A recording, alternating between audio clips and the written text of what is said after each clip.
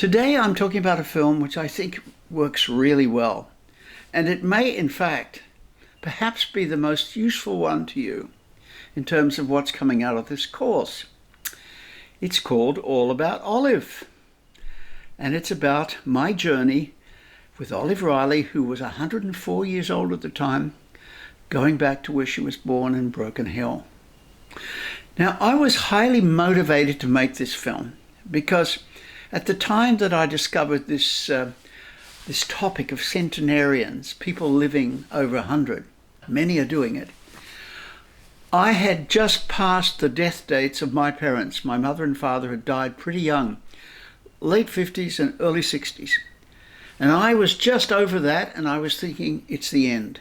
I'm at the end of my road, the family road, where the family keels over. And then I met Olive, and I set my goalposts all the way back.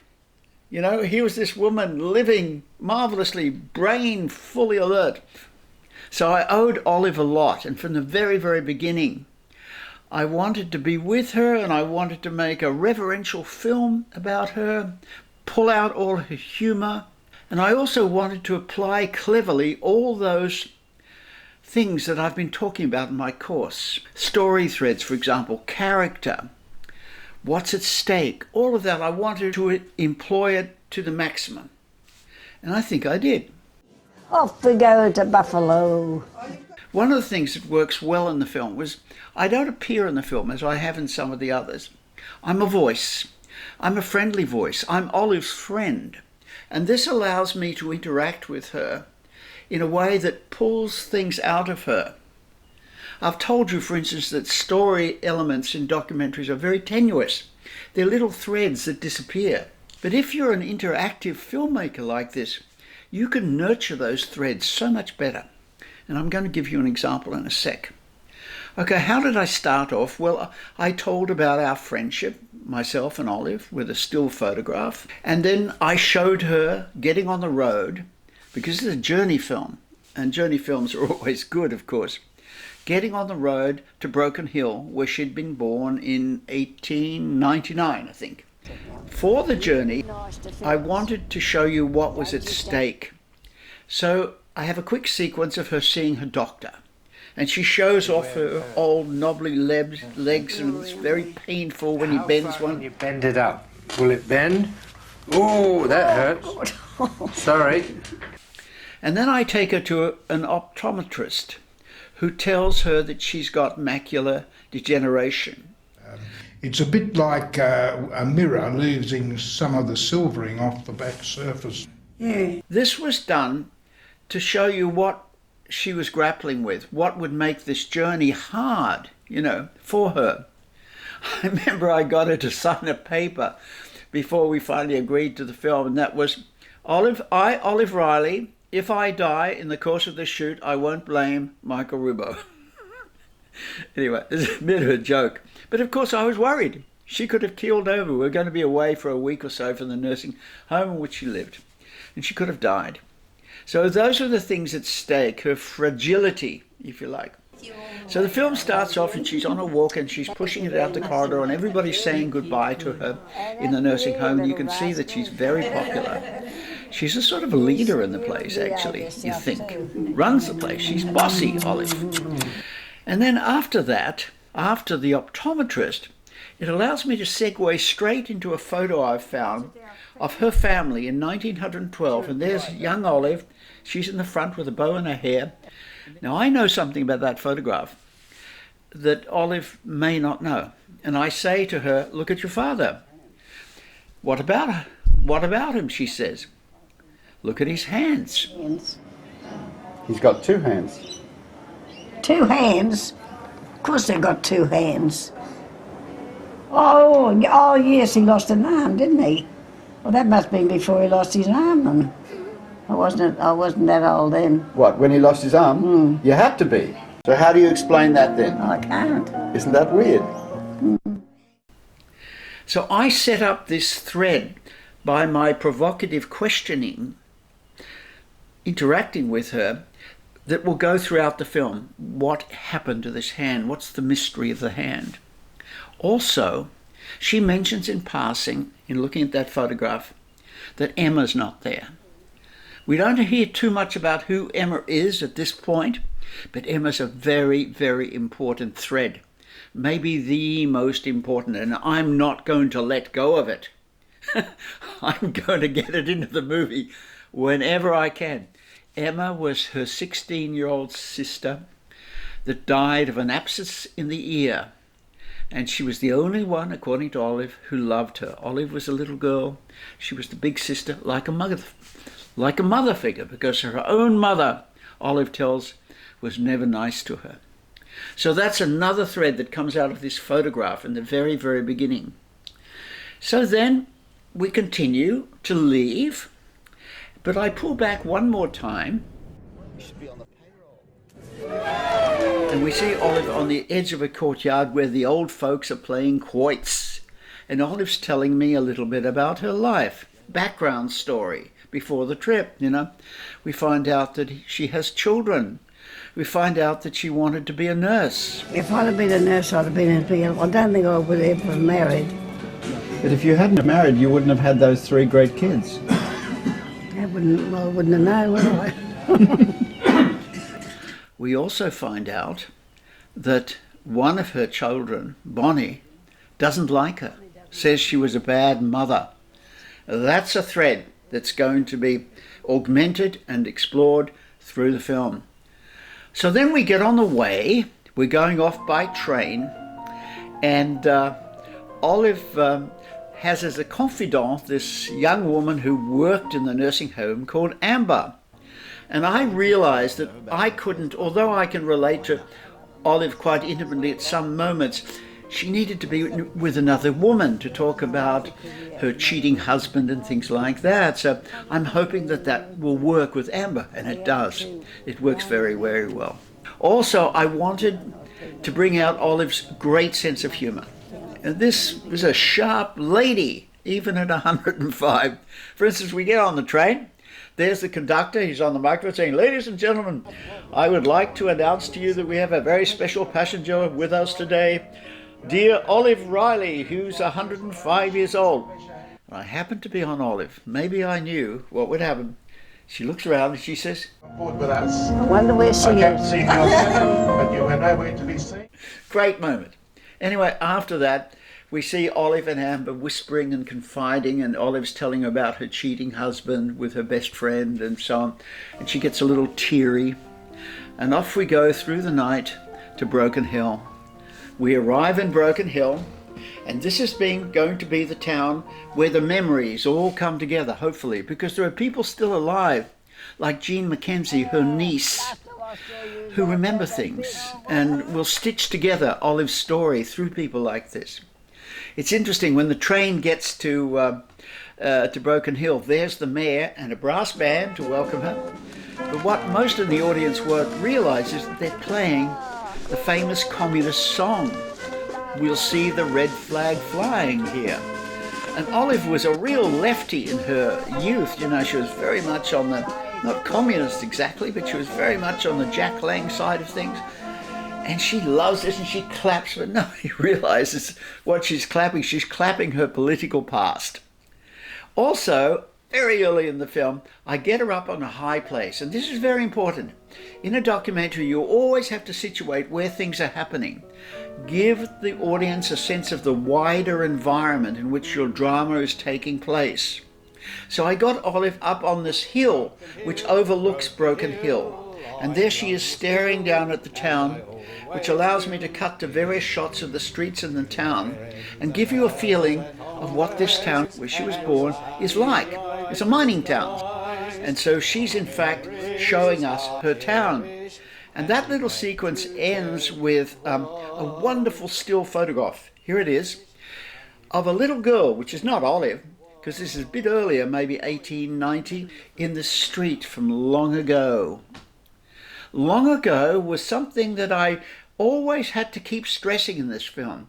This great spread of time that her life represents. And I really thought about how to do that. It happened that just when we were in Broken Hill that week, there was some sort of convention for old cars. People who had old T-model Fords. So I saw a whole bunch of them driving around the street. So I ran up to one when they were parked, and I said, "Excuse me, I'm doing this film about this old lady. Could we sort of work your old cars into it in some way?" And they were delighted, of course, because publicity for their old cars.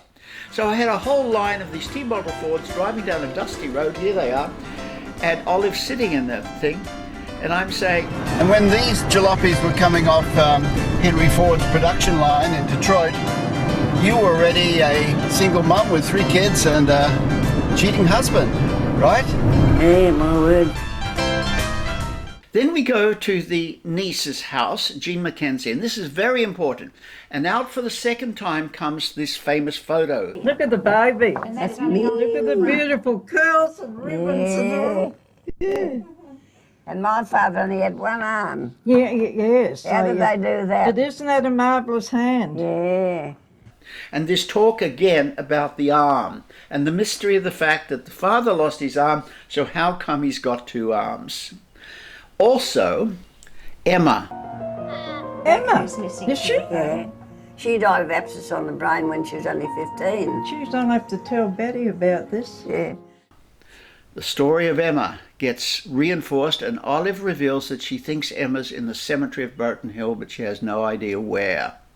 So I'm not actually prompting those bits, but I'm very conscious that they're sort of there to come out, and when they do, I'm very, very careful to shoot them.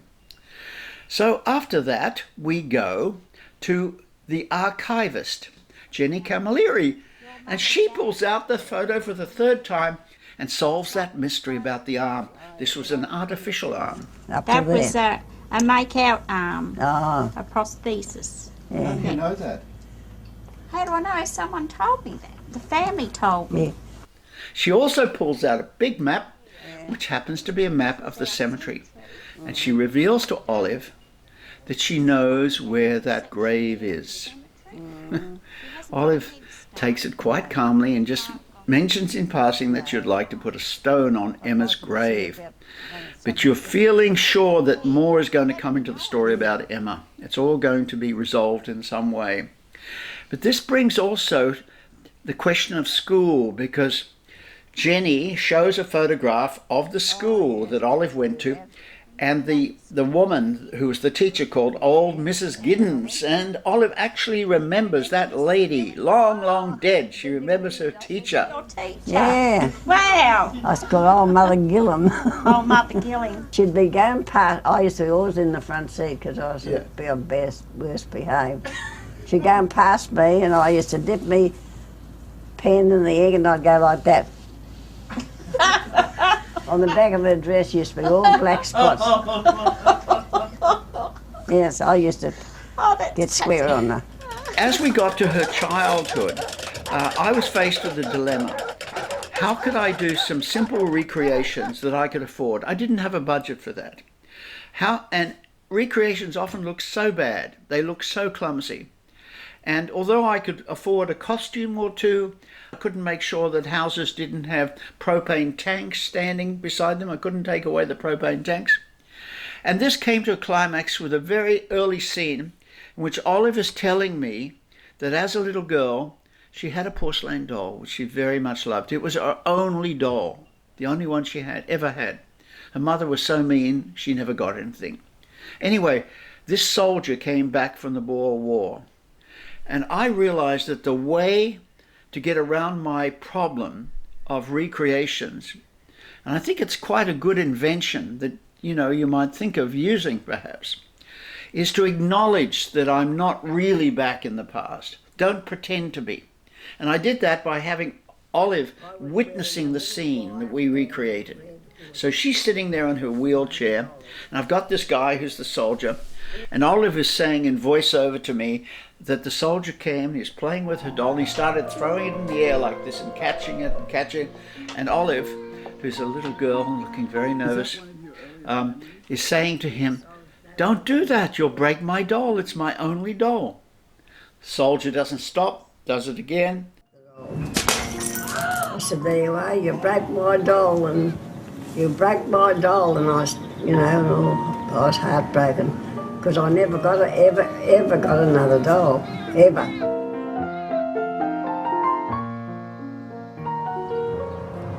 My doll didn't have hair like that. No. It wasn't dressed so beautiful. It worked perfectly. Nobody noticed the propane tank in the background. Nobody worried if the uniform was quite correct or not. It just worked. Olive took ownership of the scene because she really, not so much in that scene, but later she actually took charge and said, do it like this, do it like this. For instance, after the school, we found the only man in Broken Hill that had the left arm missing, same arm as the father, and he agreed to show his stump. And we did a scene where Olive talked about how she used to wash her dad's back. Rinse out your rag and wipe it over again. That's right. And you're doing it with your right hand, aren't you? Now with your left hand, just pat him on the arm, like as much as say, I love you, Daddy. That's right, see, I love you, Daddy. You've got to show that you love your dad, you see. Then after that, wrap the towel around his shoulders. That's the girl. That's right. Did she do it all right to your satisfaction, or would you like to do it again? I think it was fantastic. Later on, I'll do the same thing with courting. I'll have girls and young men in costumes of the day, and Olive will talk about how they used to court each other. Does that look like the period? Yeah. Very good. Well, they're rather anxious to start courting. And then we get to the really touching part. We find out where Emma was buried. And I take Olive there, push her out on this vast, desolate graveyard with pink umbrella, take her to the grave.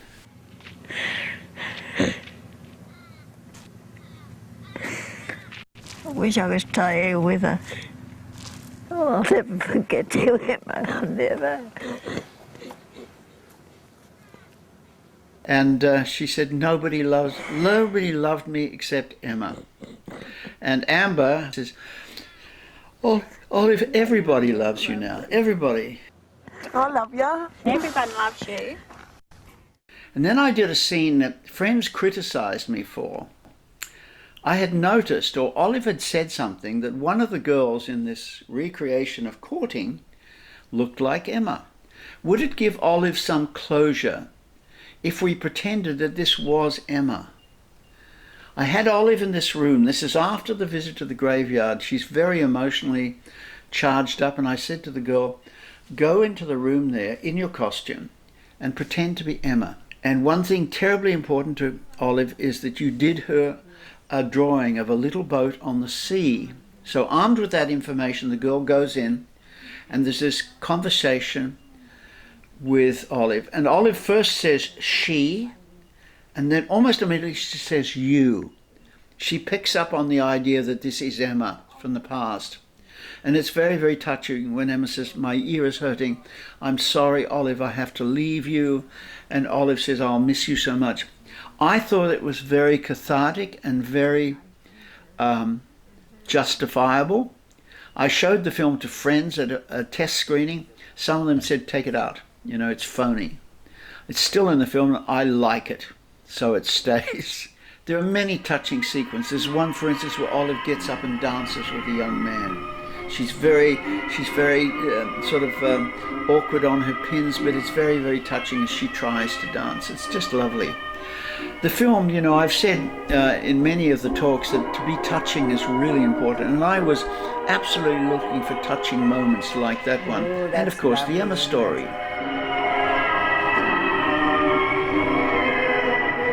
Tell them that'll be enough. That'll be enough. This touching scene hides some tensions that were developing in the background. Imogen Semler, the assistant director, felt that I was pushing Olive too hard with scenes like this dancing. What started the problem was that when we first got to Broken Hill, we'd gone into this lovely old historic hall, and Olive had told us that here in this same hall she used to dance when she was young. And naturally I got the idea, wouldn't it be wonderful if she could dance again? Well, Imogen said, Mike, you can't do that, it's too dangerous. She was right. And so we built this special chair, this dancing chair. And there was Olive waltzing around in that. But that's a sequence that I never would have used if it hadn't been for what happened at the end.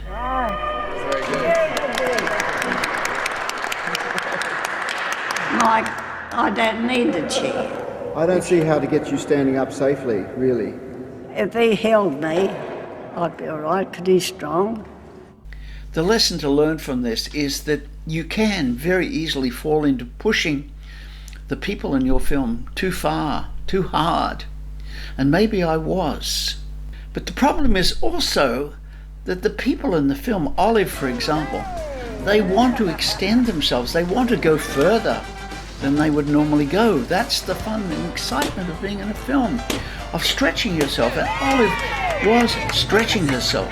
She wanted to dance with the young man. And in fact, also the film ends with another thing that she wanted to do. You know, she had wanted to be a nurse, but her mother wouldn't let her. She insisted that we go to the children's hospital and that she become a volunteer for a day. And she puts on the volunteer apron, signs a paper to say she's got no criminal record. I've been a good girl. You've been a good girl? That's fantastic. And we see her with some kids. And she finishes off the story about that she always wanted to be a nurse. She always wanted to care for people. So after the film was finished, she loved it. And after the film was finished, she was saying to me, "Mike, what's next?" I said, "Olive, that's it. We just spent $350,000 on you making this movie, Olive. That's it. It's over, babe." "No, Mike, I want more." She had never had anybody pay any attention to her, and now she was reveling in this attention. So I thought, what can I do? Well, there was another old guy around called Eric Shackle, who knew a bit more about the internet and things than I did. And he said, "Why not set up a blog for Olive?" I said, "What's a blog?" He said, "It's like a diary. She can't type it herself, but you can type it, and she will tell you stories, and you can post them regularly." So we set up this blog for Olive. And so from 2005 to 2008, when she died at 108, she became the world's oldest blogger. Olive became world famous. She had hundreds of thousands of hits. She loved the attention. She loved telling all the extra stories that we'd not been able to put in the movie. And there were some great ones. I mean, when Olive got married, she told me, "You know what you did in those days?" This is the 1930s. Just to be, set things up for your hubby, for your husband. You had all your teeth taken out. Every single one. And you got a nice set of chompers put in. Anyway, that story got into the blog and many, many others too. It was so much fun. And I loved doing it, and I became more internet savvy, I think, through that and Olive. So she really was keeping me alive too, in a way, and I'm so grateful to her. And then she died, a poor little shriveled up thing at 108. We had been overseas, Katya and I, and we came back and we found that she'd been waiting for us, waiting to die. And there she was in her bed, and she said goodbye, and that was it.